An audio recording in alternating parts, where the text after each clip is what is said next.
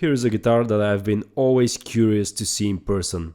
And it's beautiful, the Jared James Nichols Les Paul Custom. It's quite unique and has some features that I want to demonstrate for you. Honestly, I'm not sure when I'm gonna play with this P90 pickup, so here goes nothing, I guess.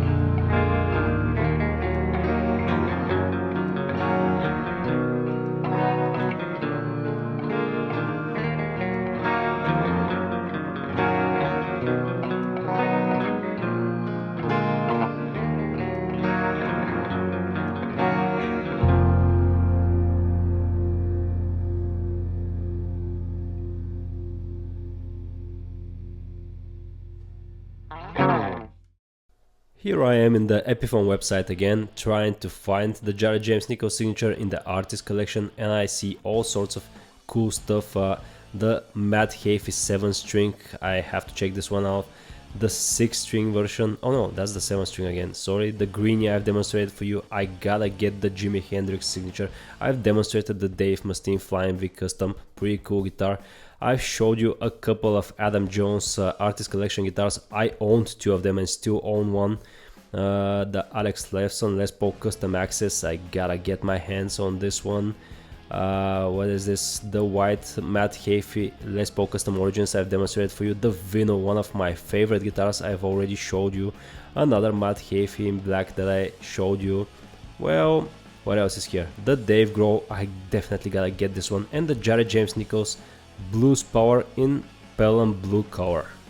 This one is still available in the Epiphone website. The gold one is discontinued, but luckily we can still check it out here. And I can already tell you the camera loves this guitar. Check the pictures out. Look at the back of the headstock, it's so pretty with the signature and in black. And here is an amazing video by Epiphone. I'm gonna let you check it out because Jared is actually a pretty cool guy.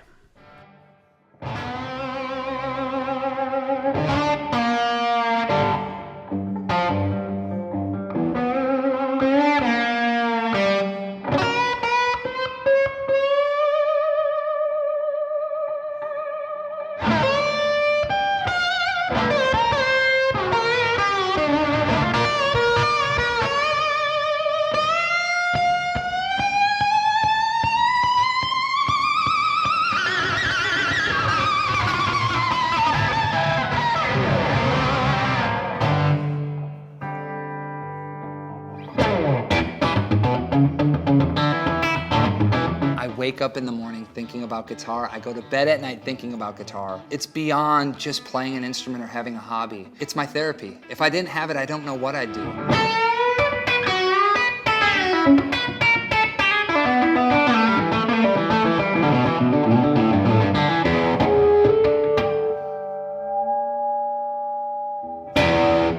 I was born in Waukesha, the same town where Les Paul's from. So I remember as a kid, I would see the Les Paul Parkway, which was the highway in Waukesha, and there was a Les Paul on it. And the funny part is, I knew the shape before I knew what it did. Near Waukesha, there's a guitar center. I asked to play one. The guy brought one down for me, and I remember when I picked it up, the first thing I noticed was, it was like the weight. It was the way the neck felt in my hands. And I was young, and I wasn't a great guitar player by any means, but I just knew that I was holding something special. It felt like the guitar was alive. And to me, that was the biggest quality that I looked for. And I would try other things. I really tried to get away from it, but it just kept calling back to me.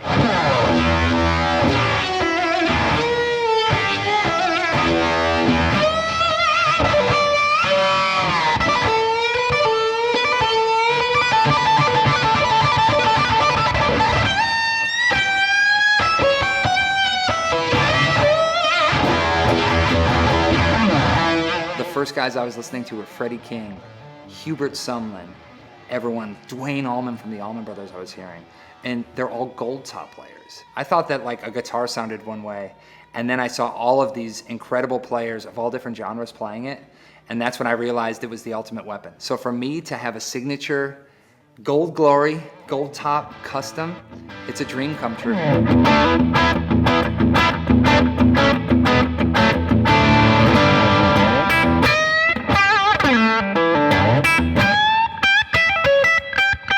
Gold Glory came about from Old Glory.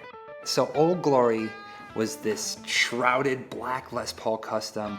I created all of my riffs on it, all of my music, and you know, it was time to freshen it up. I wanted to keep the same vibe, the same feel of Old Glory, but something radically different. And an all gold gold top is just too cool. So that was the vision. And it was almost like a fresh take on something that I'd been doing for so long and a guitar that I've quite literally grown up with. So for me, Gold Glory is a real treat because it's a new lease on Old Glory. Something that's really, really cool about Gold Glory that I love is the fact that it's a Les Paul custom, but it's a gold top. I'd never seen one before. So for me, it was really exciting when I opened the case to see Old Glory specs on a Les Paul custom in an all gold gold top. It's like having a Les Paul custom, a Les Paul Standard, and a Les Paul Junior wrapped into one. With Gold Glory, what you're getting here is an amazing rock, blues, jazz, country, metal tone machine. Check this out. If I'm all the way up and I'm on a clean channel, I can get a really nice grit to it.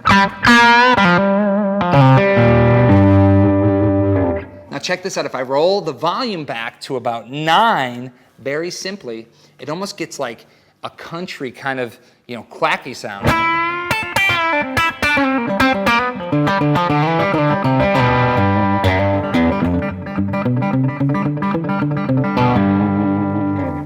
Bringing that tone all the way back, you get almost like a woman tone, like the Eric Clapton sound. It really has that nice muffle to it.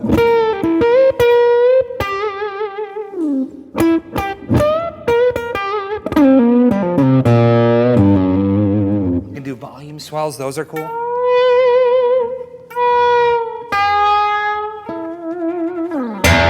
Where you pick, everything matters with a guitar like this. This Gold Glory comes in double gold aged gloss. Full mahogany body. We have a big C-shaped profile neck. We have the Grover Rotomatic tuners, ebony fingerboard, wide frets, which I love. And then moving down to the electronics, we have a Seymour Duncan Bridge Dog Ear P90, a Lightning rat bar tailpiece, and a volume and a tone knob. The key to Gold Glory is the simplicity.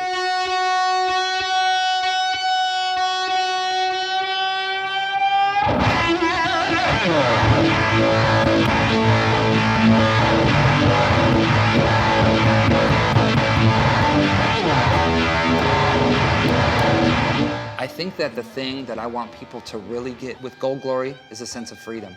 You do whatever you want, you play however you want, and everything is up to you.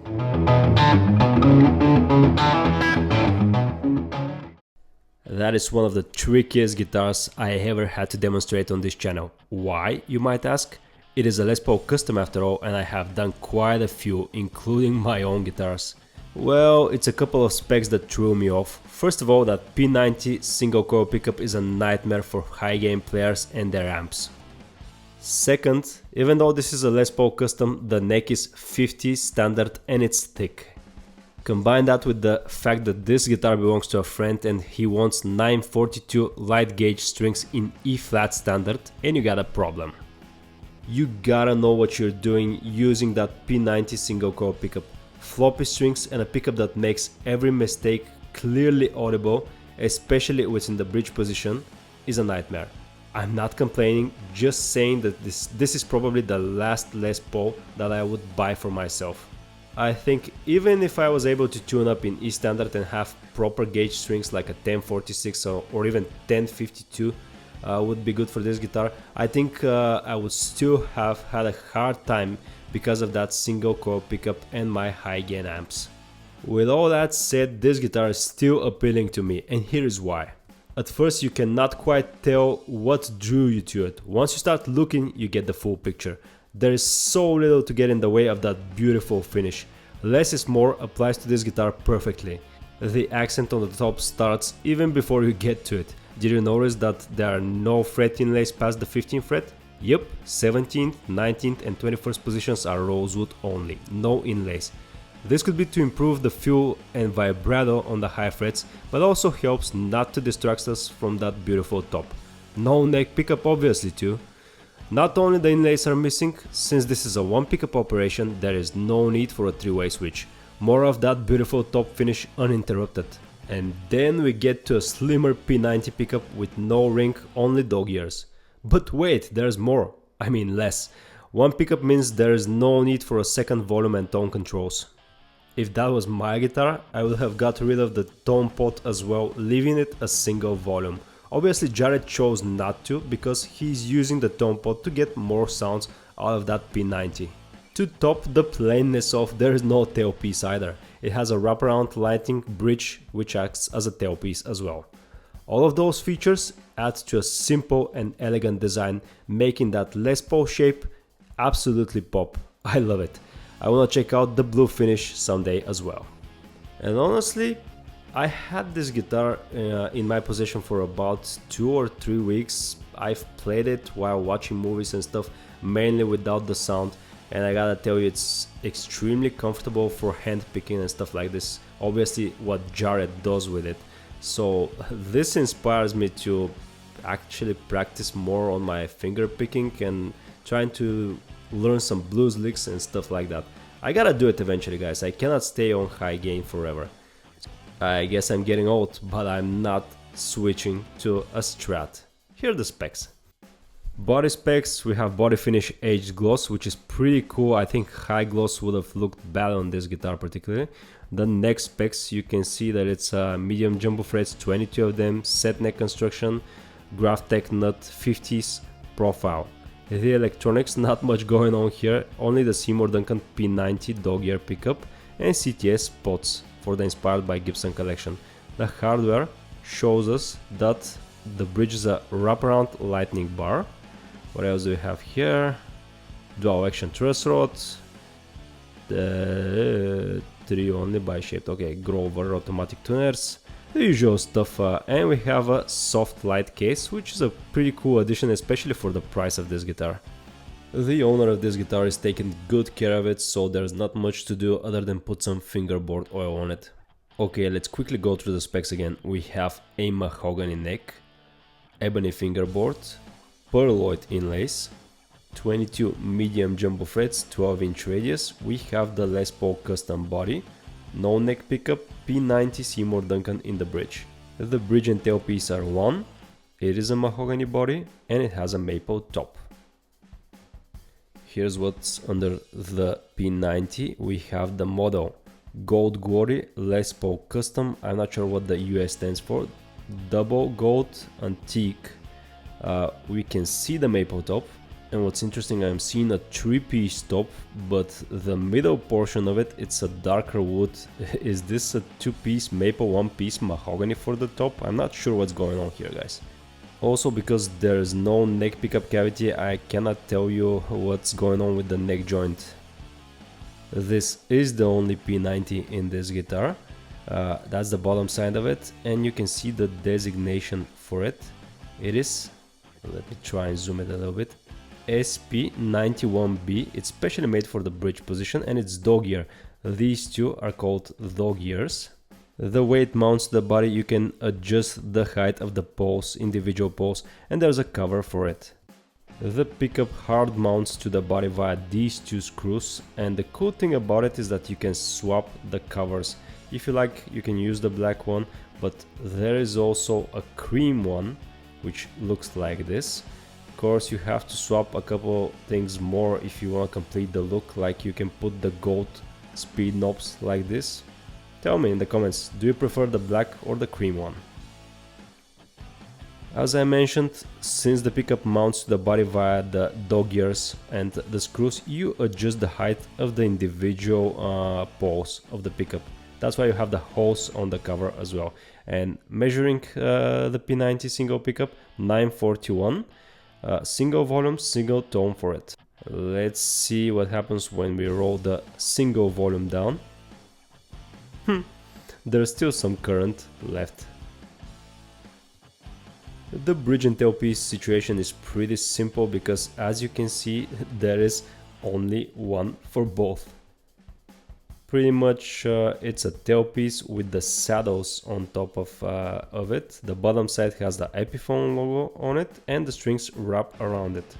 You might ask, if you never had a guitar like this, how are you supposed to intonate the individual saddles, since you know, the distance from the saddle to the nut determines the intonation of the individual string? Well, basically you do it by adjusting these two screws, you know, on both sides, and they move the tailpiece on both sides. And it works. I had to intonate this guitar after swapping the strings. The tailpiece weighs 72 grams, which is normal for a Les Paul tailpiece. Before I move on to the next specs, I want to discuss the aesthetics of this guitar and what makes it so unique. You see, the Jared James Nichols signature has very little to distract you from the beautiful shape of the Les Paul. And it's a gorgeous finish in person. First of all, you don't have the three-way switch to get in the way. You don't have the neck pickup to get in the way. You have a slim P90, you don't have a tailpiece, you have only two knobs. I would even get away with only the volume, but I do understand why Jared included the tone. He gets more out of the P90 using it. Rolling down, he demonstrated the sounds that he gets. And remember what I told you about the inlays? Usually on a Les Paul Custom you get them all the way to the end of the fingerboard. Here they stop. And here's my Matt Heafy Les Paul Custom to demonstrate how much is in the way on a regular Les Paul Custom. You see the inlays, they go all the way. You see that they stop here where the body starts on the Gold Glory. The single pickup, Everything is so much plainer here. Hard to believe these are both Les Paul customs. And being a Les Paul custom means that it has 7-ply binding on the top and 5-ply on the bottom. Double gold finish. The neck is made out of mahogany, 3 pieces I think, like every inspired by Gibson Les Paul. Beautiful ebony fingerboards. I would have hated if that was brown rosewood. The ebony goes pretty well with the gold finish. Binding on the side of the fingerboard that has started to yellow. Black side dot inlays.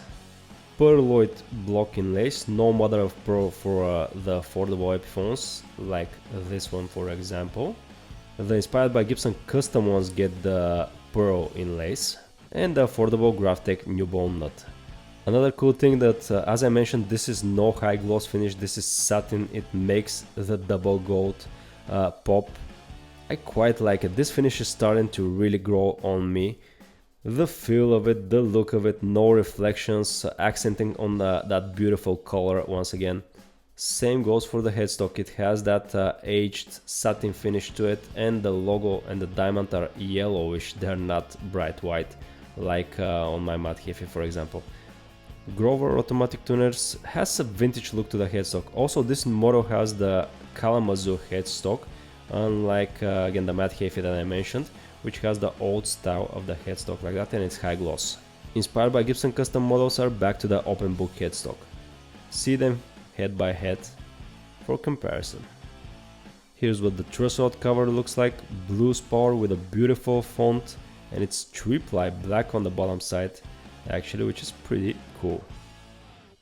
The usual 12-inch radius, which is typical for a Les Paul guitar. I wouldn't expect anything else. 24.75-inch scale length. The nut is 43mm wide or 1.69 inch. The 5th fret is at 47.5mm or 1.87 inch. The 12th fret is at 53mm or 2.08 inches. Thickness at the 1st fret, already a thick boy, 23mm or 0.90 inch, which is the thickness of the 12th fret of many guitars, the Les Paul Custom for example. The 5th fret is even thicker at 24.5mm or 0.96 inch, and a massive 12th fret at 26.4mm or over an inch, which is chunky 50s style. Speaking of 50s style, the profile is also 50s, rounded off at the 1st fret, getting a bit flatter towards the 12th. It is a chunky neck, you gotta know that when you're buying the guitar. Again, this is no Les Paul standard, it's a Les Paul custom, so it has a double gold finish. The back and the neck are finished in gold as well. And being a Les Paul custom also has binding 5-ply on the back. I love the attention to detail how Epiphone chose to go with a satin cover for the electronics, not gloss, to go with the aged finish. Glossy plastic would stick out. Also no plastic cover for a 3-way switch, which is cool. Black rectangular plate for the Epiphone heavy duty output jack. You have a strap button here and one here in the usual positions. And here's what the cover for the electronics looks like. No shooting on the back side. The electronic cavity has very little in it. You have the 2 CTS pots and the capacitor. Not the cleanest routing job, but it's okay. Let me try and zoom in on that capacitor. It's right there. I'm gonna look around some more. Here is the routing for the pickup cables over here, and the routing for the output jack down there. As I said, some wood shavings down here, not the best routing, but everything I would expect from an inspired by Gibson guitar. The back of the neck has the same cool gold finish like the back of the guitar, and it's also finished in aged gloss or satin. As a part of the inspired by Gibson custom collection, I'm guessing that it has a heel piece, one piece from here to here, and a scarf joint for the headstock. I really like the back of the headstock. It has this stinger finish to it with gold and black satin. Nice and comfortable around the nut. So black finish and the Jared James Nichols signature in white, which sticks out a lot. You have the Grover Automatics and the serial number 220815. 2022, the 8th month, 15 is a Qingdao Chinese factory, and the rest are just the part of the serial number. I had a hard time demonstrating this guitar because it has 942 super slinkies in E flat standard, and here's how they mount through the lightning tailpiece. You get it this way and then you wrap it around. And careful not to scratch that beautiful finish when you do it. And make sure they're in the right position on the saddles, or else you'll scratch the tailpiece in a couple of places and it will not intonate properly. Speaking of intonation, be careful when you rotate the intonation screws when the strings are on tension, or else you might damage the pulse like this. Just loosen the strings before you adjust either the height of the bridge or the intonation. And once you damage the chrome, it gets rusty. Here's what the included soft light case looks like. It has some white linings, sturdy handle. It's pretty sturdy, it has a lot of space here for accessories. Here's the other side of it. It closes via these two heavy-duty zippers, and I'm gonna show you the bottom side in a second. First, let me show you how the guitar fits inside. It has this cool soft lining which protects it pretty well. Even though it's a soft light case, it's almost protective as a hard shell, but it's lighter. The guitar is a perfect fit inside, has some padding on the underside, has some padding for the neck as well, and it's made in China, of course. You can fasten the neck as well. And here's the underside as promised. It has these two straps and plastic adjustments which break pretty easily, so you have to be careful. It's not a light guitar, but it's not heavy as well. It's sort of a sweet spot for a Les Paul Custom. It's missing a lot of hardware, so it could have been heavier. Now let's hear it.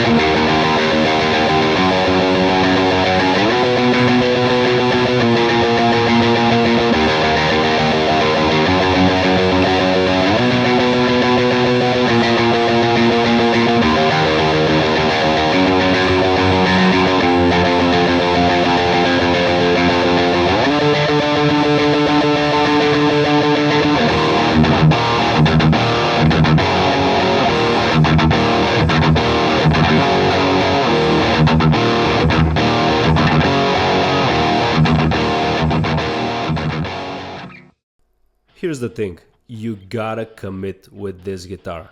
It's not trying to be multiple things at once. It is a one-trick pony, and the variety of tone is mainly up to your hands.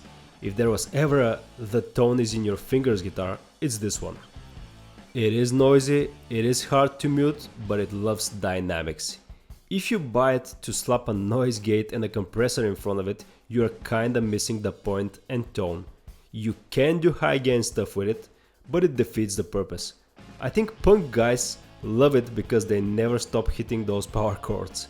If you're gonna play high gain, you better not stop playing.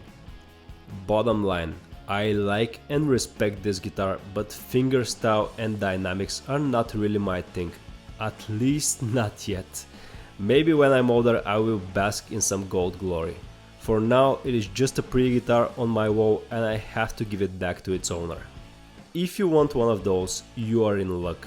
Even though they have just been discontinued in the Epiphone website, they are readily available in most online shops, at least in Europe. And I'm sure that applies to the States as well. There is also the beautiful Pelham Blue as well, which is still available in the Epiphone website. Good prices too. Secondhand market also has them for well under $900 or I think around 700 euro, with the softlight case included. If you have the hands for this, don't mind the thick neck, have no gain problem, and you don't need a neck pickup, go for it. And here's what I think about the artist side of this guitar. I think it's unique enough that you recognize it immediately. I mean, every time I see this guitar, it's like, oh, it's Jared James Nichols' guitar. I didn't know who the guy is. I had to check it out for this video. He's definitely not my cup of tea because I don't like finger picking, as I told you, but I respect the guy. He's pretty cool. He has a unique style and he has a unique guitar to go with it. So if you're gonna do a signature guitar and use a famous platform like the Les Paul Custom, I don't think it gets any better than this. I haven't seen a Les Paul Custom so modified that it's almost unrecognizable. I mean, how many things can you change on the Les Paul Custom platform? Well, obviously Jared managed to change a lot of them, and it's a pretty unique guitar. And if you want one, go get it.